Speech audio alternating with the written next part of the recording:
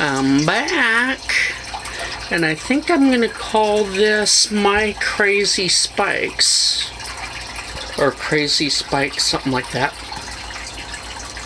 But I've been for some time now trying to understand phalaenopsis spikes,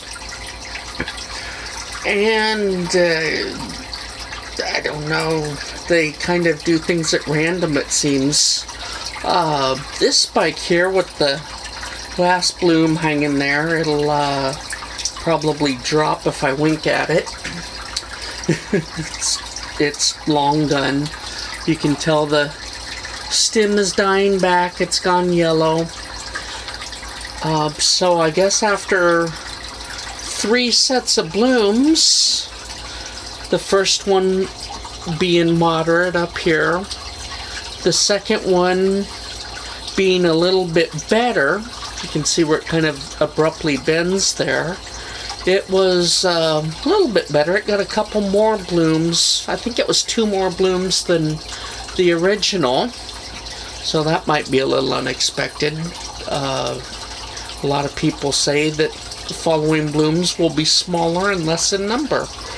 Well, this second flush seemed to be just as big flower-wise, and actually had more blooms than the original. So I'm quite proud of that, because if you look around YouTube, it seems to be the opposite that people say.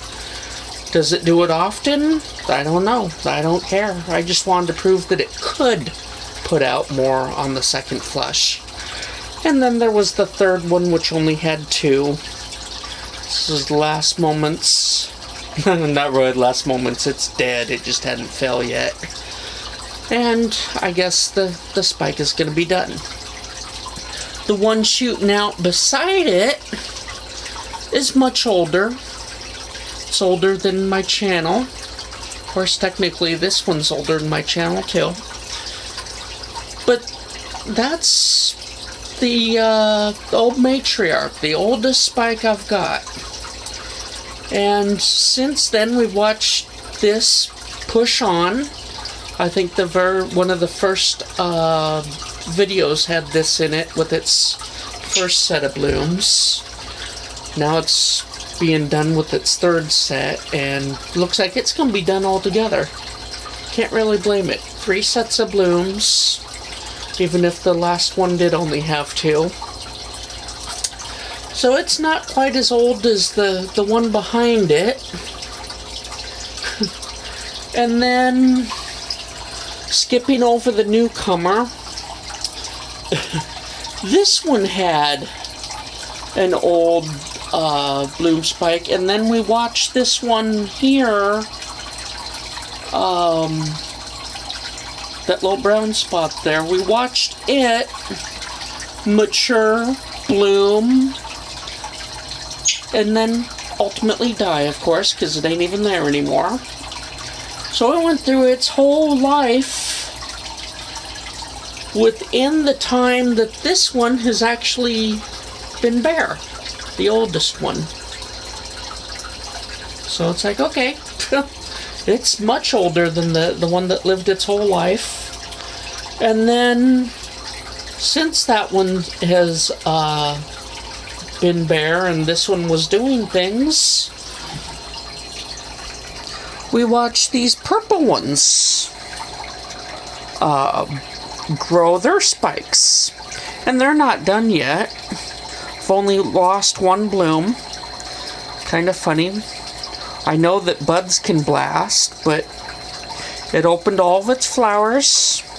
And then the last one to open was the first one to drop. So I thought that was a little bit interesting. It dropped in just a couple of days after it was open. Kind of a high buy. So, you know, those have lived their entire life so far, since that one's been bare. And most recently, we've got this little branch from the new one, white and purple. We've got that branch. It's it's maturing. Looks like it's gonna have 4, maybe 5 blooms, which is the same thing it did over here. There's 5 of them. And then, oh wow, that's meaty. The stem was cut. So I don't know if it broke or if it was cut, but wow, those are some thick blooms. They feel kind of rubbery. I didn't feel that rubbery when I first got the plant, but they've absorbed moisture and they got kind of rubbery. Well, there's the newest spike and the newest buds. Kind of just when I thought that I wasn't going to have any more phalaenopsis buds, there's a good 4 more. So we'll see how long the main spike on this one goes, and just exactly what it ends up doing. This purple one, I know it's gonna do this and probably nothing else. It'll lose its blooms, and then shortly after, well, maybe not shortly, but it won't. I really doubt that it's going to do anything except bloom out, and then, yeah, it'll start a new spike next time. So, that's about all I got on this one. Talk to you next time.